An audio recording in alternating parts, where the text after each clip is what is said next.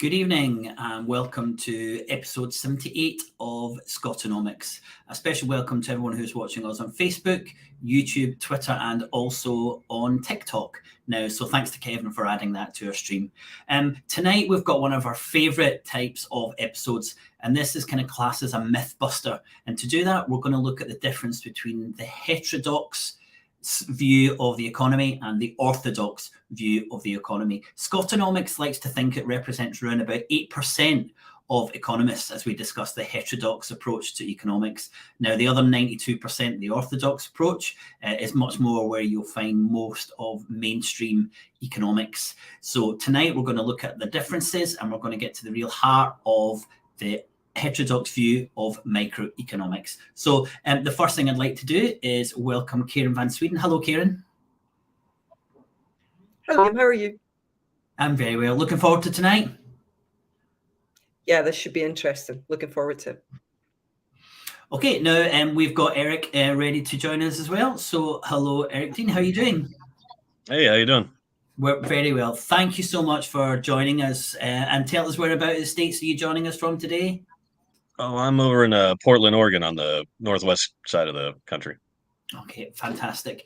Well, thanks for doing this, and also thanks for doing this live, because I'm sure if we'd been able to do, if we'd pre-recorded this, there would probably be less mistakes from me. So thanks very much for doing this, Eric. Now, just to explain to our audience, we've got about 10 set questions for Eric, and we've structured our episode tonight. We don't normally do this, but we've structured it so that we can get through these 10 questions for Eric. And at the end, we're going to open that up to any questions and comments from the audience. So if you have got a question, just drop it in with a Q, and then I'll make sure we answer it at the end.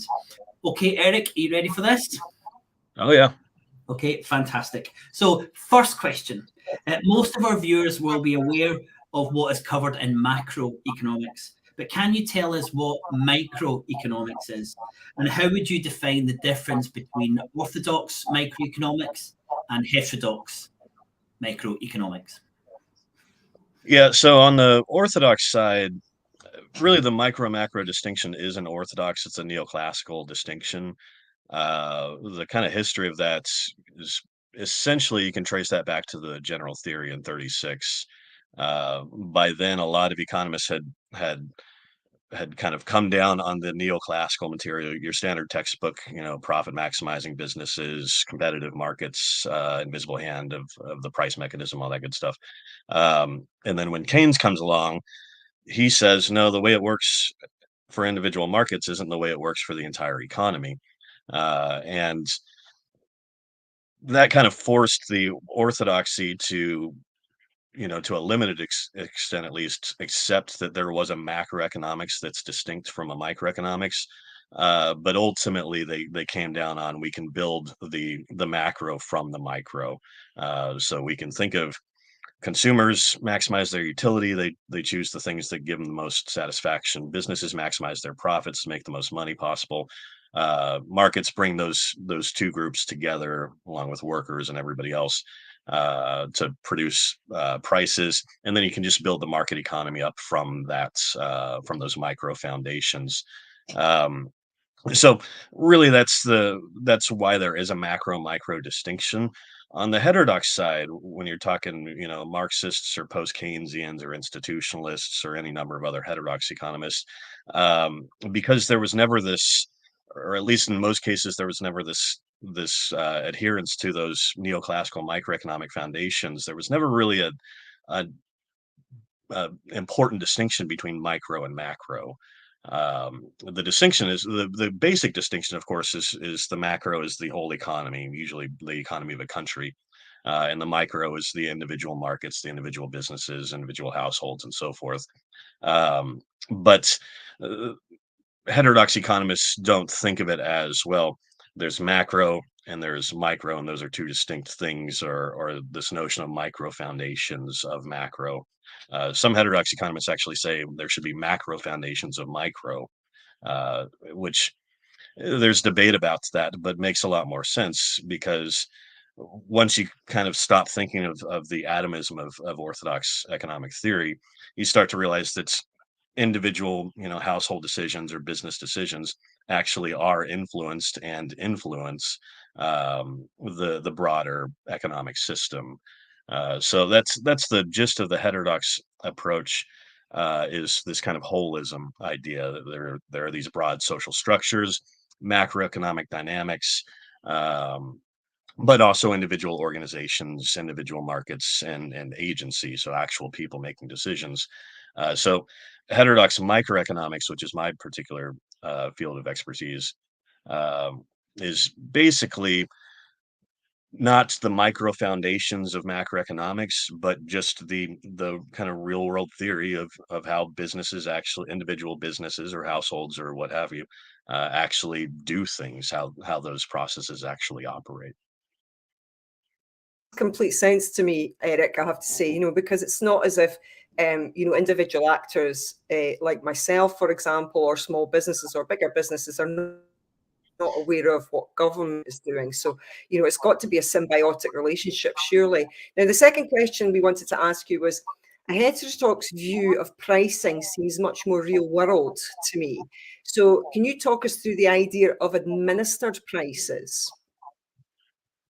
Yeah, and this has a long history going back to at least Gardner Means and Adolf Burrell in the 30s, and it's been developed since then. Usually, we see this in the realm of post-Keynesian theory, uh, but people like Fred Lee, my professor, generally expanded that, so it wasn't strictly post-Keynesian. You'd have institutional components and that sort of thing. But the gist is almost common sense. Um, Orthodox theory talks about the invisible hand of the market and price bidding in markets and all that stuff. Administered prices is just businesses set prices and then they administer it to the markets. So the kind of shorthand of how this works is when a business wants to determine the price of a product that it sells, it's going to first estimate how much it expects to sell. It has to do that because it's going to need that to know what it's going to cost to produce. And generally speaking, those costs are full costs, so they include overhead, which means the more you're producing, the lower your unit cost because you're spreading the total costs over a larger quantity of output. So you estimate how much you're going to produce, you estimate the cost per unit of production, and then you apply a markup to set the price. So if it's going to cost me 10 euros per unit to produce, I want a 20% markup, then the price is $12. And then that price is administered to the market in the simple sense of the business produces the product, puts it on the shelves or sells it, however, whatever the distribution mechanism is. And it says the market is $12 or 12 euros or what have you. And if you want to buy it at 12 euros, you can. If you think that's too high, don't buy it. If you think it's too low, then buy it and feel good that you got a deal. But there isn't a price bidding process, and there isn't an adjustment process if it comes in that's demand was higher or lower than expected. I mean, there could be, but generally there isn't.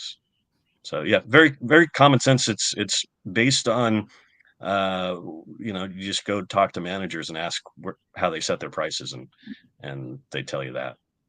Great. Well, Karen said it sounds much more real world, and it certainly is. So, before we move on, could you explain how the orthodoxy thinks that prices are set? So, you mentioned administered prices and the markup, and that most businesses would agree with that process. What does the orthodoxy say about pricing? How do we arrive at a certain price for a product? Yeah, I mean, the gist of it is you've got a demand it's supply and demand, and I'll caution that there are lots of orthodox neoclassical or otherwise theories of markets and different types of markets. Anytime you criticize orthodox theory, you'll usually get some orthodox economists coming out and saying, no, but wait, I've got this model. And it's true, there's a model that can explain any particular circumstances. Somebody's come up with that model in some economics departments. But then when you hear economists talk, they're always just referring to supply and demand, or to some imperfection in the competition of supply and demand that leads to higher prices and lower output. So it really always comes back to the kind of textbook stuff. And that's, if you haven't taken an economics course, just to kind of summarize it, is you've got a demand curve that reflects the desire of people to buy more when the price is lower and less when the price is higher. And then you've got a supply curve, and this is the important parts. This is where I think it gets particularly interesting when you're comparing it to heterodox theory. You've got a supply curve that reflects what we call the marginal costs of production. And marginal costs just means how much does it cost me to produce, if I'm a producing business, how much does it cost me to produce one additional units of the outputs? And the assumption in general, like I said, there are models that don't require this assumption, but the textbook assumption is that it's going to cost me more to produce each additional unit of outputs. So the marginal cost, we say, increases. If you make other assumptions about competition and profit maximization is the fundamental goal of the business, you can get from that increasing marginal costs arguments to an increasing supply curve. So all that tells us is that the only way to get businesses to sell more of a product is to offer a higher price. So you've got that declining demand curve because the only way to get people to buy more is to lower the price, an increasing supply curve because the only way to get people to sell more is to raise the price. And then you've got what Adam Smith called the invisible hand of the markets. It's not a kind of a bastardization of what Smith was really talking about. Well, I know, William, you were just at the Adam Smith conference or something of that nature, right? So probably familiar. That's when neoclassical economists talk about the invisible hand of the market today and say this is really we're just doing what Adam Smith was doing 150 years ago or so. That's not accurate, but still that's your textbook stuff. There's this invisible hand of price bidding that seeks to find that points of intersection between demand and supply. Where if you had the price too high, you'd have too many people looking to sell. They would compete the price back down. And if you had a price too low, you'd have too many people looking to buy and they'd compete the price back up. So that's the gist of it. The argument here is that the market determines the price through the interaction of sellers and buyers in orthodoxy. I think that was the whole question, right? Did I miss a part of that? I want to get to a little bit of the nub of that. So where is the idea of power in this meeting of market agents as defined by the neoclassical approach? So in the neoclassical approach, the kind of argument is that so long as a market is competitive, there is no power. Because if you ever tried to exercise power to get a higher price or otherwise, competition would come in and drive that power away. Usually that's construed as the basic desires is for maximum profits. So any business is going to want to try to raise the price as not as much as they can, but to raise the price above the competitive equilibrium. And so long as there is competition, maybe outside competition that can come in to the markets, then that's going to get rid of that power. So, yeah, orthodox economics tends to think of power strictly as a lack of competition in the markets, and usually that just translates into the ability to raise prices above the competitive points, and that also involves restricting output.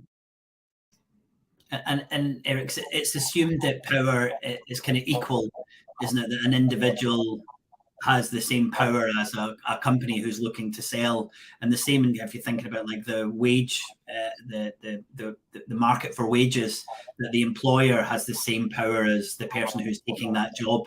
And again, that doesn't seem like particularly real world when a company doesn't necessarily have to employ someone, but someone needs a job to be able to survive. And the element of power is very different from both those perspectives. We've got a really quick question. This is probably not quite a yes and no, but we want to do a kind of like a really clear myth busting here. So can we do a quick myth busting when it comes to orthodox view of prices? Is there any evidence that prices are set by the market? That can be tricky. The short answer is kinda, but not in the way that you would get from orthodox theory. Orthodox theory is profit maximizing firms set price and sell in outputs according to marginal costs and marginal revenues reflecting demand, and then in conditions of perfect competition, at least, you get that equilibrium price at the intersection of supply, which is marginal cost, and demand. Lack of competition, you get the price and quantity at the intersection of supply, which is marginal cost and marginal revenue. Slightly different thing, but doesn't need to get into the technical details of that. But yeah, under competitive conditions, orthodox economists are saying that it's this price bidding process derived from demand curves and supply curves that derive from utility maximization and profit maximization processes, basically constrained optimization problems of the individuals. And that's where you get a market price. In the real world, and this is the argument you'd get from heterodox economics, you can get a market price in which the market kind of sets the price, and businesses just take the price. So that exists, but it never the price set in the market never actually comes from a profit maximization process or utility maximization process. The market price will come from usually somebody at some point having done a markup over costs and setting the price there. So when we talk about administered price theory, we usually think of that as in terms of each individual business is looking at their expected outputs, they're estimating their unit costs, and then they're setting a markup of their determination over over those costs to set the market price. Not all businesses do that, though. A lot of businesses will just say the price is 15 euros, and it's been 15 euros for the last 30 years, and I'm just charging 15 euros. In essence, that would suggest most likely that 30 years ago, somebody did a markup pricing process and said that's the price, and then people just kind of went along with it.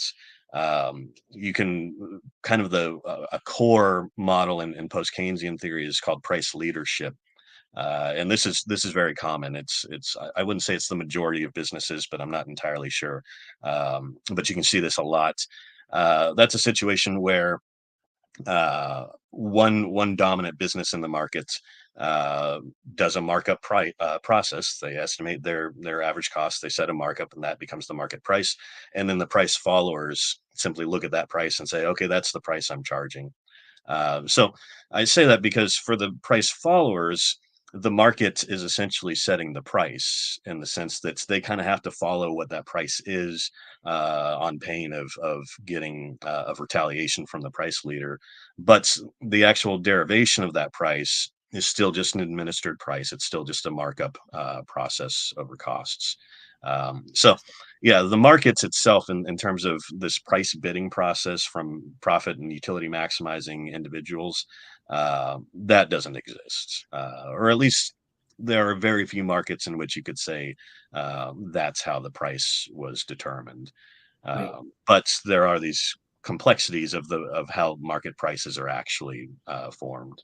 Okay, fantastic. The next one is that looking at orthodox theory, not only do prices fluctuate all the time, but businesses are very happy for all those prices to fluctuate so they can find this kind of equilibrium price where they're maximizing profit. Again, is there much evidence, is much real world evidence for that?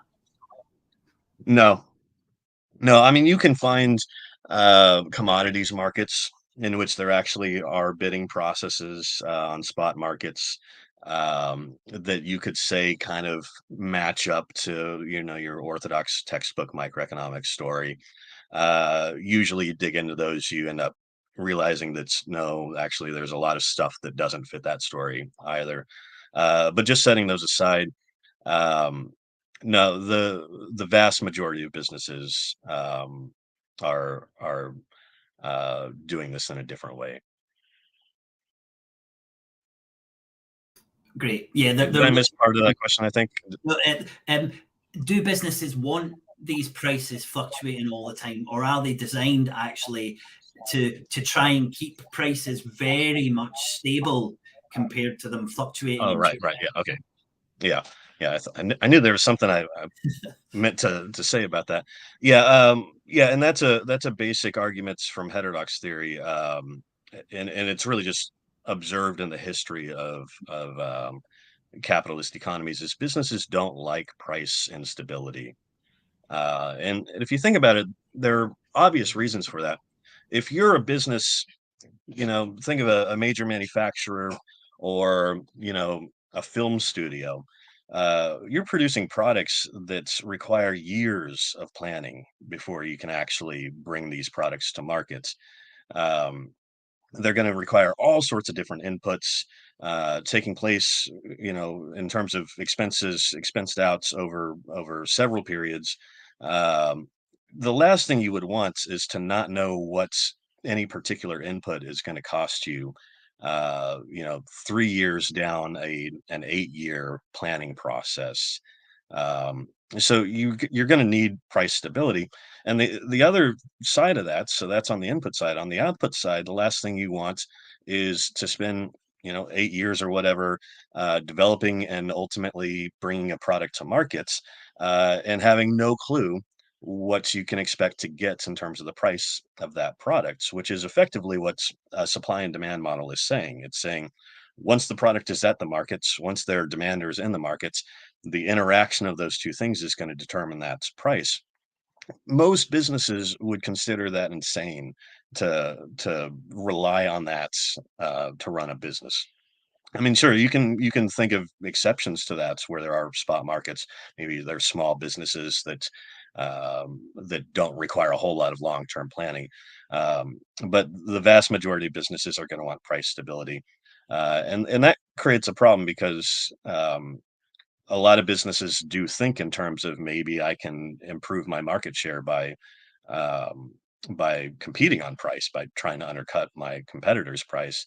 Um, and what you see generally in economic sociology is where you really get to the good kind of studies of this is businesses will do all sorts of different things to tell each other, hey, maybe let's not compete on price because that's not going to be good for any of us. And there's all sorts of good historical examples. I like to talk about the railroads in the 19th century in the U.S.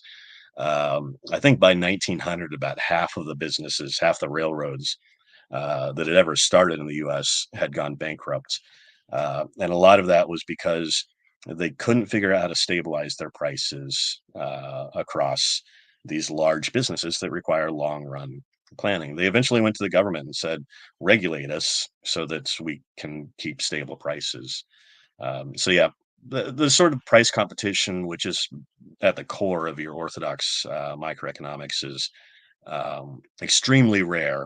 And it's not because businesses are greedy or anything like that, so much as it's because you can't run markets, you can't run actual markets based on flexible prices and instability and those prices. They just wouldn't be able to do their business. They wouldn't be able to plan their businesses with that sort of uncertainty.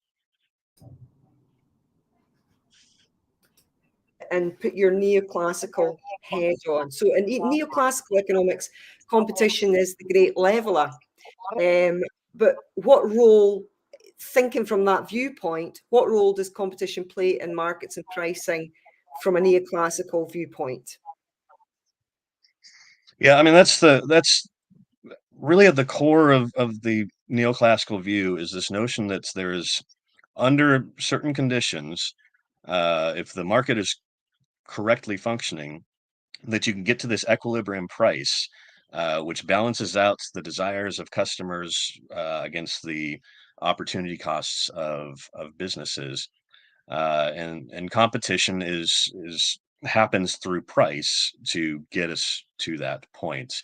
And again, there are other models that talk about different types of competition. So you can talk about, about advertising or anything like that. But the core of the theory, the thing that kind of holds everything together, is that invisible hand of the markets, and that is really just a process of price competition, which, as I said, is not what most businesses in the real world actually want. Great. Okay, now I think we're going to move from pricing, and we're going to speak a little bit more about the firm and how a heterodox view of how a firm operates, and also the view of the orthodoxy. So can you explain the real world? Oh, sorry, no, we've done that one. I want to talk about businesses as economists, or firms as economists likes to call them. Can you talk us through this very informative image you shared on one of your lectures? And can you explain what this means? And I'll bring it up on screen now. Mhm. Yeah, so this is kind of, I recreated the graphs, but this is from an article in, I want to say 1953 or so, somewhere in that period. I believe the authors were Eitman and Guthrie, if I'm remembering right. And essentially, what they did is, and this is something that economists had been doing quite a bit going back to the 30s because of the Depression, is they just went and asked businesses, how does your business run? How do you see things? How do you make decisions? What are the basic criteria on which you make decisions, and all that good stuff? Um, which you would have thought would have been done prior to that. You would have thought economists would have bothered to actually go talk to management when they're building out theories of managerial decisions, but didn't see a whole lot of that until especially the 30s. Then after the war, you saw more of its late 40s into the 50s. And this is just one of those in the 50s. And those images there, which again are just recreations that I did, but are similar to what they actually had in the article, is they just drew out what economists usually call average total cost curves, or we can call them unit cost curves, which is just total cost of the business divided by the level of outputs, the quantity of whatever the product is that the business produces, that it's producing. Uh, and they're just asking the shape of it as a function of the average total cost is a function of output. So you can look at those and think of that as you move from left to right, up or down or whatever on the curve. It's telling you whether the output is getting uh, higher in terms of cost per units, or lower, or going lower and then higher, or what have you. You can kind of think of that as the inverse of the efficiency of production. So that first one there, you move left to right, that's telling you that the unit cost, the cost per unit, increases the more the business is producing. So you can think of that as production gets more and more inefficient the more the business is producing. The second one is your U-shaped average total cost curve, which tells you that unit costs get lower, but then they start to rise after some level of outputs within full capacity. The total amounts the business is capable of producing. Third one is just saying it's constant, and the fourth one is saying the unit costs decline. So your textbook, and this would have been true in the 50s, and it's still true today. Your textbook is going to tell you that basically all businesses are that second one there. Now, again, go on to take an upper level undergraduate's elective course in industrial organization or something, and you'll find different shapes to those average total cost curves. But most of anybody's economics education is going to be that U-shaped average total cost curve. So unit costs get lower, but then they start to rise, and they're rising because of those increasing marginal costs. Again, it gets more and more costly to produce each additional unit, eventually that's going to start to bring the unit cost, the average total cost, up. So it's going to get less efficient to continue to increase output. So that's your orthodox average total cost curve. And again, the reason that you need that U shape to that average total cost curve is because that's really just a mathematical reflection of those increasing marginal costs. So you have to have increasing marginal costs under kind of standard, the rest of the assumptions that go along with your standard supply and demand model. You have to have increasing marginal costs so that you can find a point of profit maximization for an individual business. And basically what they do is they compare their marginal cost to their marginal revenue. Marginal revenues under standard conditions are constant. So marginal costs have to increase so that those two can eventually meet up. And that represents your profit maximizing equilibrium. So that's your textbook average total cost curve.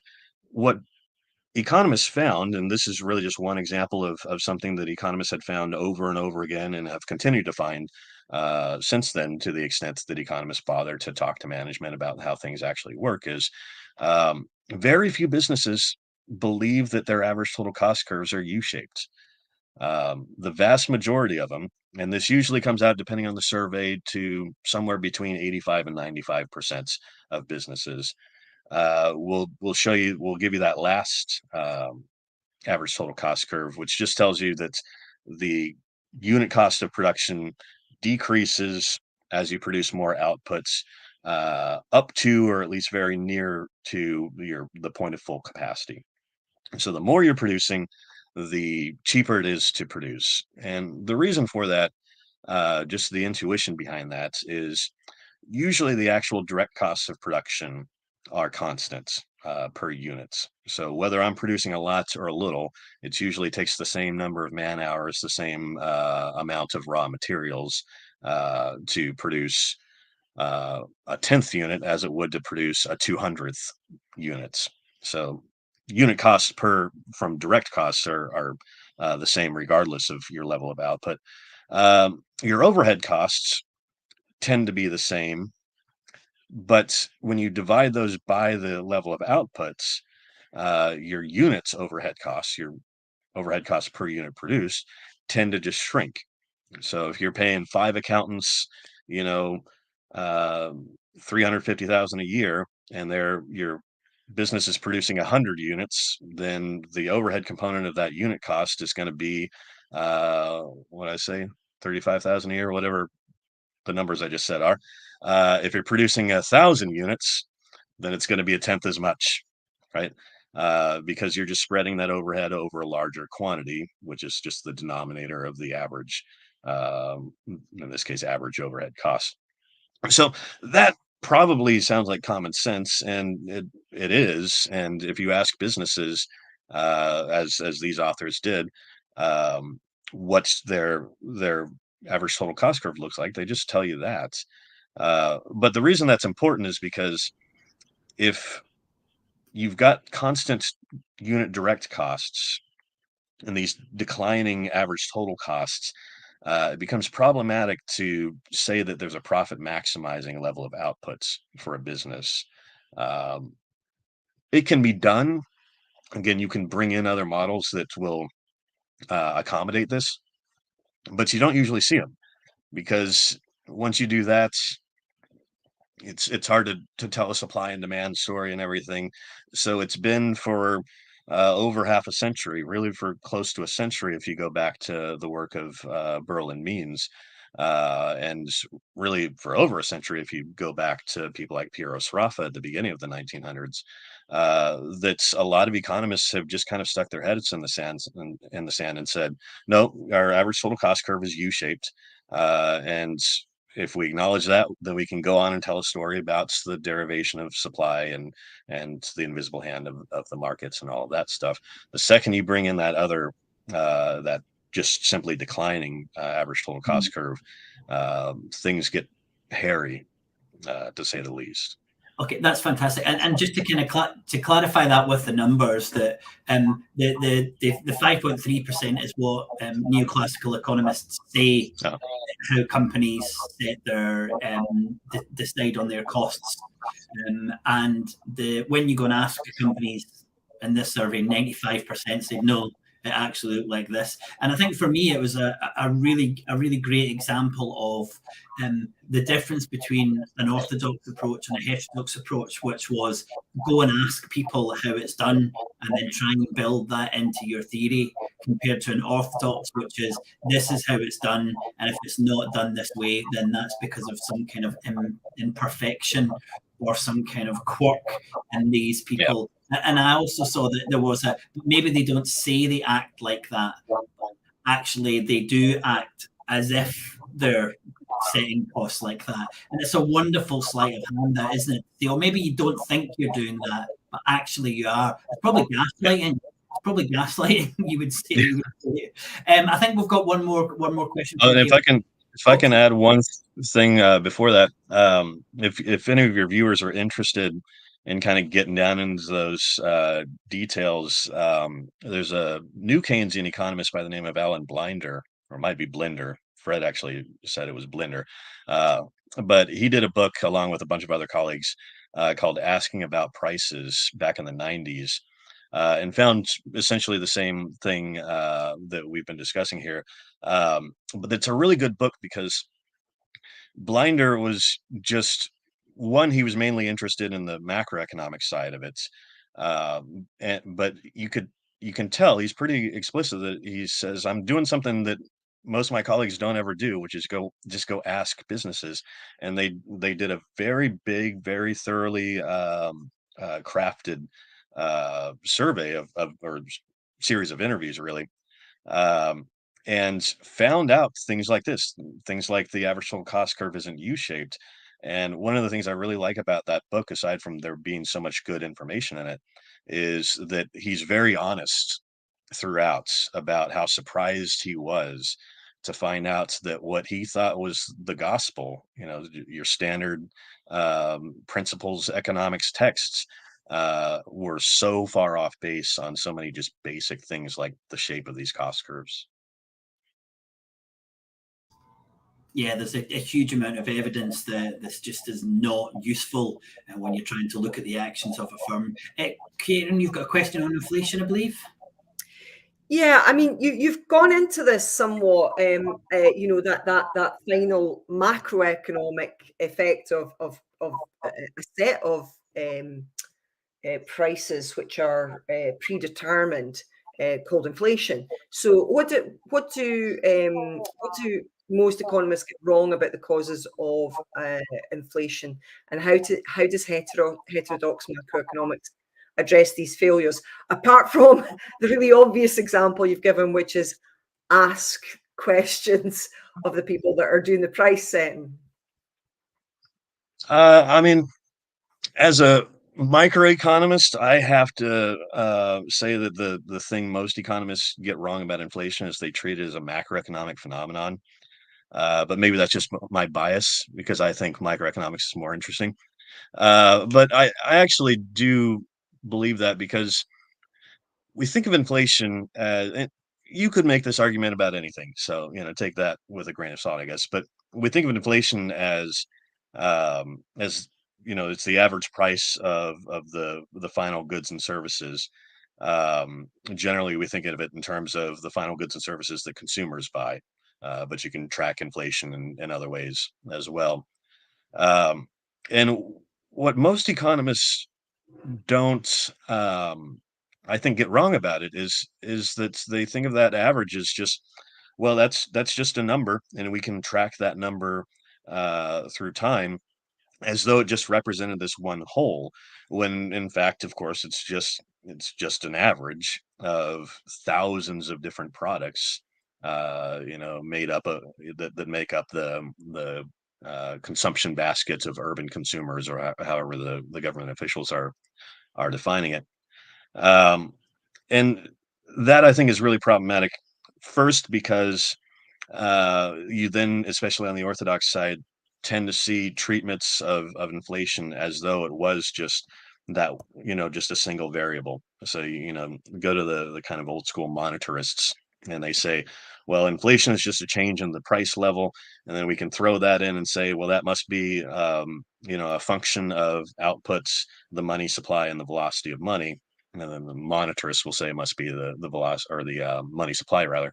But even amongst heterodox economists, I think there's an overemphasis on inflation as a macroeconomic phenomenon, when really it's just a reflection of several, usually microeconomic phenomena, of prices changing, of prices increasing, affecting that average. So I am of the opinion that if you want to understand inflation, you have to get down into the components that are actually driving inflation. And a lot of economists don't want to get down into those weeds. Not to say all of them don't. You see plenty of people talking about individual components of inflation. The other components, or the other argument I'd make then, is that if you're going to get down into the weeds and going to say, okay, well, the main drivers of inflation are these products, or these commodities, or whatever index you might be looking at, then you need to think about what determines the prices of those products. And 9 times out of 10, that's a markup process, right? Um, Again, when it comes to things like oil, there are spot markets for oil. So there is kind of a supply and demand component. But of course, there's also an OPEC out there actively controlling the supply of oil. There's also the Strategic Petroleum Reserve in the United States actively influencing, or at least recently influencing, the supply of oil. Um, but for most things, if you're talking about an increase in the price of things in general, that's coming from an increase in the price of certain things, usually more than others. You don't usually see all prices going up by the same amounts at the same time, all of the different things in that consumption basket. So you have to get into, well, why are they increasing those prices? And that usually comes down to understanding the two components that actually determine prices, really three, I guess: the expected outputs, the estimated costs at that expected outputs, and then the desired markup on that outputs. And what we've seen with this pandemic inflation is, of course, costs changing as you had fluctuations in world commodity prices and everything. You also saw a lot of fluctuation in outputs as businesses locked down, so they couldn't even produce the outputs, or maybe they could produce the outputs, but because of lockdowns or other pandemic policies, didn't have the demand that they had for the output, so they weren't selling it, even if they were capable of producing it. And again, if you go back to that average total cost curve, that last one in that image, if output declines, if we move from the right to the left on that, you can see your average total cost go up, right? And that's because, in a basic sense, that's because part of that average total cost is the average overhead cost. If the average overhead cost stays the same, even though output is declining, then your average overhead cost is going to go up, because you're dividing that by a smaller quantity, which is going to drive your average total cost up. So a big thing we've seen in that period of the pandemic with the lockdowns was businesses aren't selling as much, which means their average total costs are going up, which means they're going to have to start thinking about, am I going to raise prices so that I can maintain profits? Or am I going to get squeezed and potentially start making losses? And for a lot of businesses, and this varied quite a bit depending on which industry you're looking at, for a lot of them, especially the car dealerships in the United States, which was a major component of the highest period of inflation, they rose prices dramatically. I wish I'd brought some show and tell slides with me. I've been looking through the 10Ks of some of the big corporate auto dealerships. That's One of the things I found, though, I could just 10K, sorry. Eric, 10K is the kind of company accounts for American businesses, Yeah. isn't it? Yeah. Yeah, just the annual reports for publicly traded accounts. Like the form, I think, is called a 10K with the Securities and Exchange Commission. So yeah, it's just their annual reports, essentially to their shareholders, but filed with the government. Um, and so I've been going through the auto dealers, and one of the things I noticed that was very striking was, I think it was AutoNation. They will tell you how much money they make per new car sold, um, and they sell hundreds of thousands. And I took the time. I put a podcast on like this one, and I went through the 10Ks for about 15 years, going back to the early 2000s. Uh, the amount of money that corporation makes per unit sold is about $2,000. And it doesn't matter whether output is way up compared to the last few years or way down. It's about $2,000, except for the last couple of years. The last couple of years, because of these disruptions in their outputs, but also because of um, kind of the general call it the culture of the markets in as it's evolved through the pandemic. They started jacking those profit rates up. I think in 2022, if I remember right, they were making somewhere close to like $6,000. So massive change. Um, you know, that story, you can tell a story of what is going on with those dealerships that explains how they're raising those prices so much. And by the way, the manufacturers are getting angry with them. They're writing open letters saying, you keep doing this, and we're gonna not sell you cars anymore. The manufacturers actually were not happy about those price increases, at least for a time period, or for a period. Um, but yeah, if you want to explain inflation, you have to get down into the weeds, and then you have to understand why the dealerships found themselves in a position where they felt like, one, they needed to raise prices, and two, that they could raise prices dramatically, as a matter of fact. That story is not a macroeconomic story, though, because that it's not going to apply to the rest of, or at least many of the other businesses in the economy. So, Isabella Weber and her co-author, I'm forgetting his name now, did a article in the Review of Keynesian Economics that's great on this. It's the article I wanted to write, but I didn't get it. I got scooped on it. I mean, almost literally too. She's going through the 10Ks, doing stuff that I was working on with a couple of colleagues, and but it's a great paper. It's better than I would have produced anyways. Great. We'll put a But she little does link. that. She gets into the weeds. We'll put a little link to that. But I think that's the perfect summary there. You've said is, a heterodox view of inflation doesn't just think there's these macro conditions happening which are the same for everyone. It says, well, actually, what prices are rising? Why are they rising? Who's benefiting from it? And if we want to stop that, we have to make policy that affects those changes, not this kind of macro policy. So again, I think that's a really clear example of how a heterodox view looks at the real world and looks for the causes rather than just looking for the textbook and trying to find the causes. So I think that's a really good summary. My last question for you is something that that I hadn't come across before, when I was studying heterodox microeconomics, and this is the idea of the social surplus.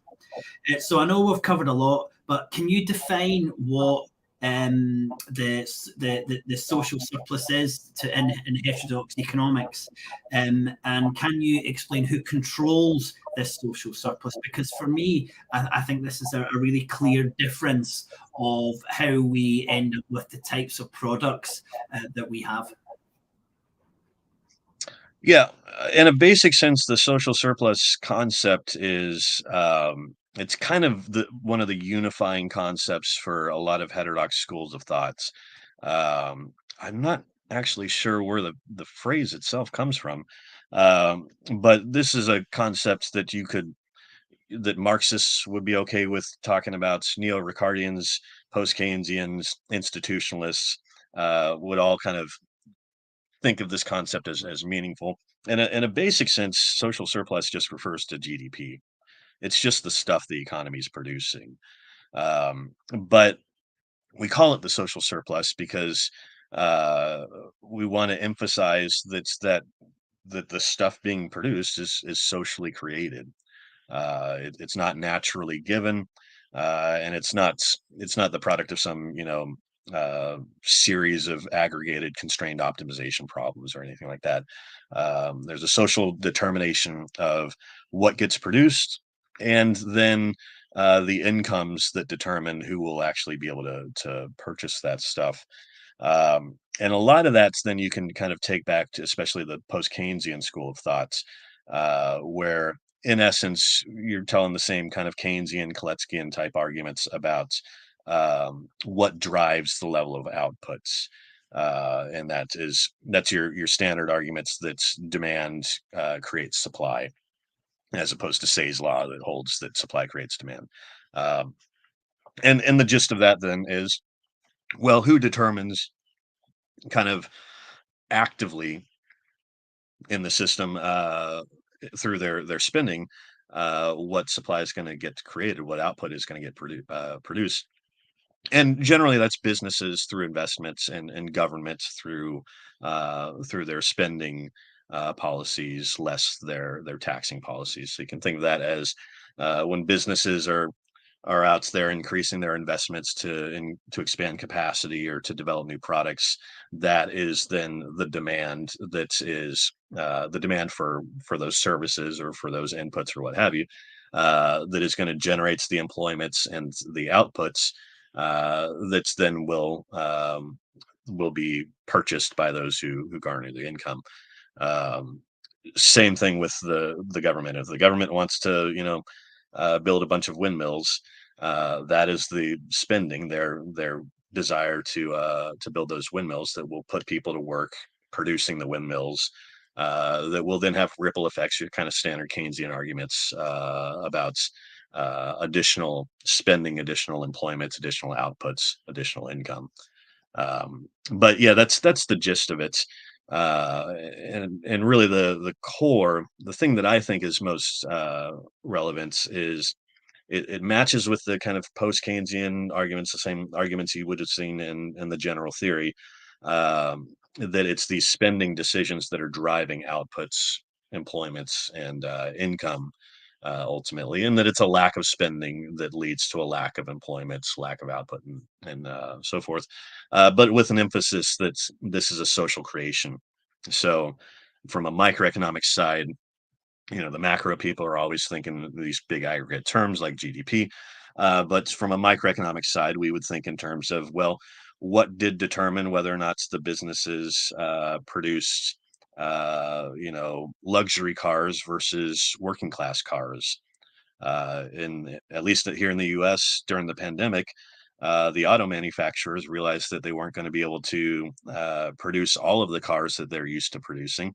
So they started producing more luxury cars because those have higher margins. So those are safer for them in the face of this reduction in output. You can look at housing. What determines what kind of housing real estate developers produce? There are microeconomic reasons that, at least here in the U.S. on the West Coast especially, our developers produce a lot of luxury apartments, luxury condos, likely way more than there are super rich people to actually live in them. Eric, And there are reasons for that. Could I just cut in there, because there's something that's happening in Scotland at the moment, and there's plans for a gated community, and I think it's on Loch Tay. Kieran, can you remember where it is? Is on Loch Tay? Yeah, and there's a lot of the community who are really upset about this idea. And when I saw this article, I was reminded of Frederic Lee's talk about housing.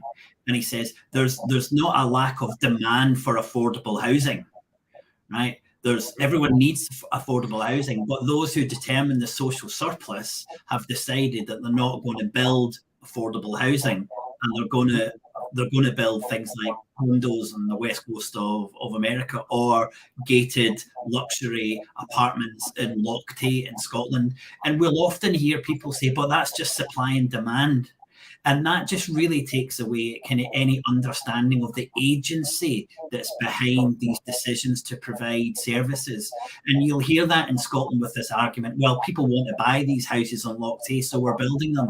But what you're saying and what a heterodox view is saying, well, hold on a minute, that's not how it works. Someone is deciding to provide these services. So let's look at why they're doing that, and let's look at an alternative way of providing what's needed rather than just leaving it alone to the market. So it's interesting that that's kind of universal, those examples in terms of the social surplus.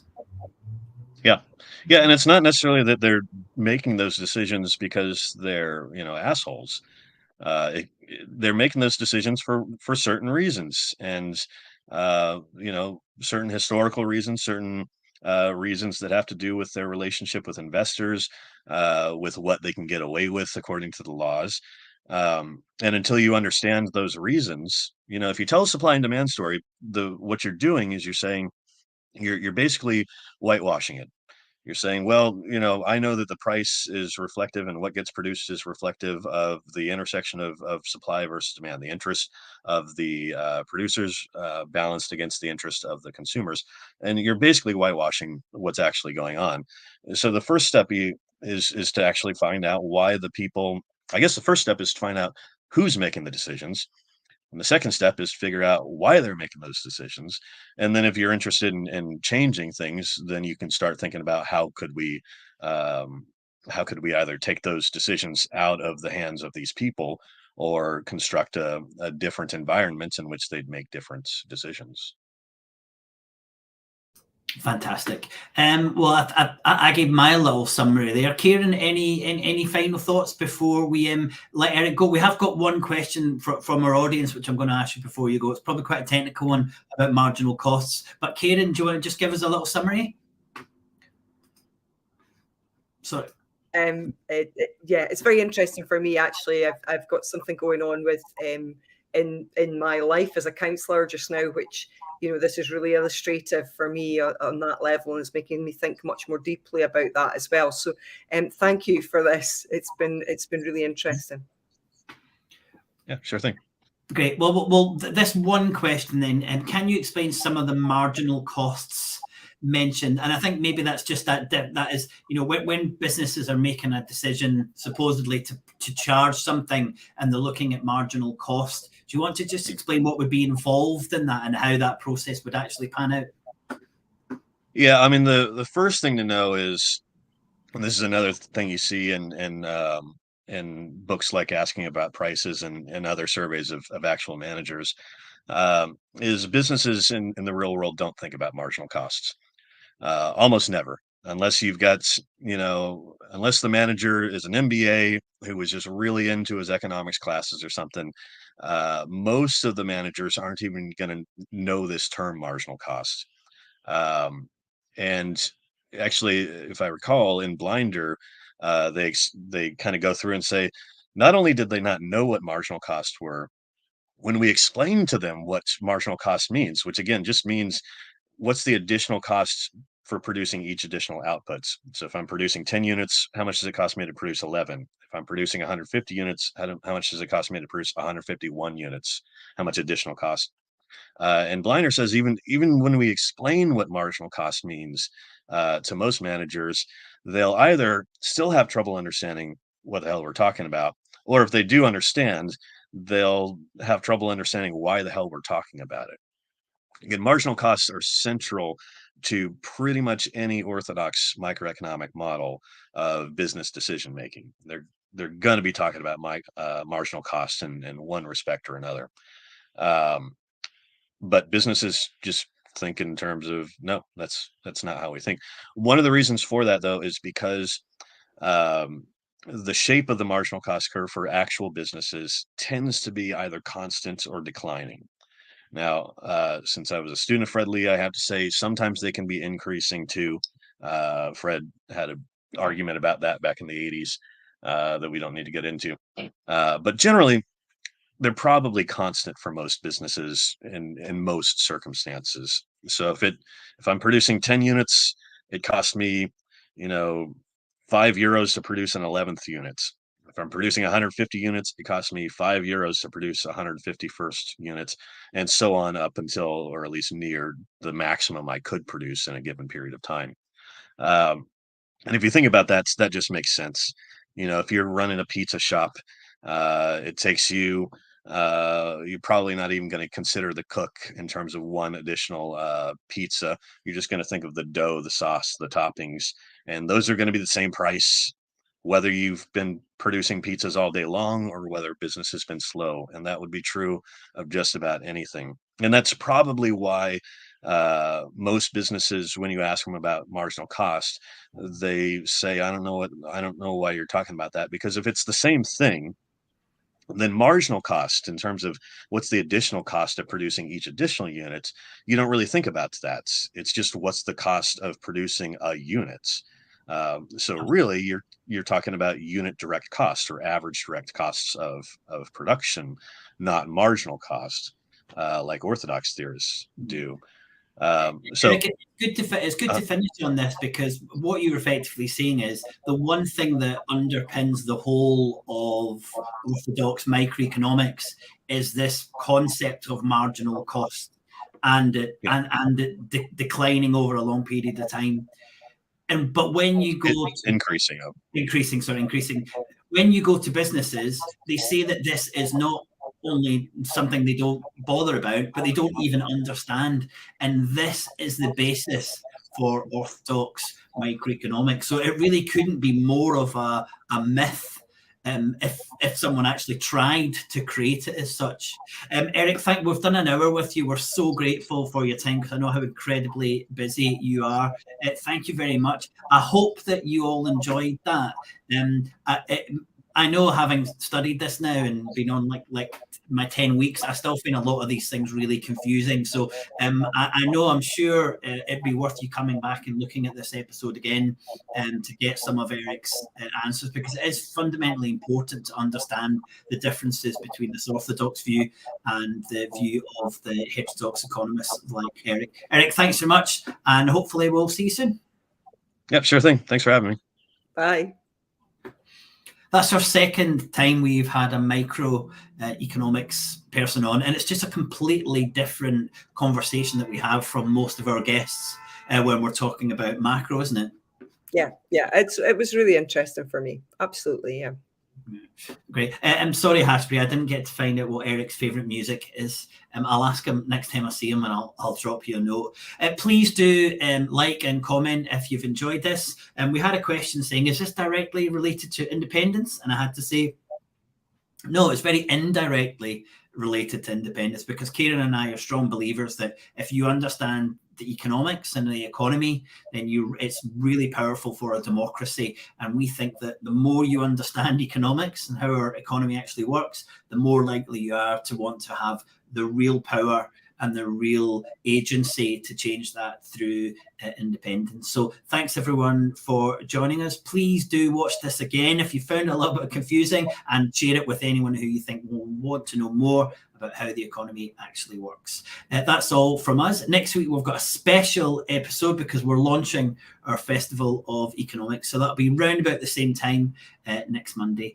From myself, bye for now. Bye for me.